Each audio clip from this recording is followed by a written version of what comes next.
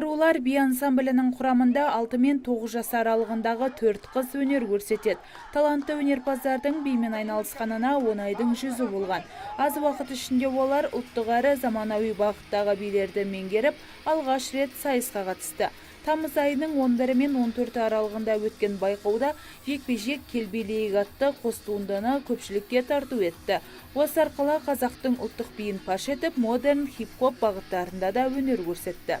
Наш казахский народ, показать наши костюмы. Біз ұлттық биімізді танытқымыз келеді. Шетелдік әріптестеріміз өнерімізді жоғары бағалады. Қошеметтеп отырды. Көздің жауын алар. Ою өрнекпен әрленген әсем ұлттық киімімізге тамсана қарады.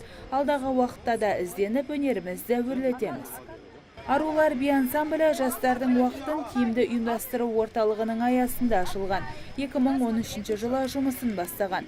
Осы уақыт аралығында бірқатар қалалық республикалық сайыстарда бақ сынаған.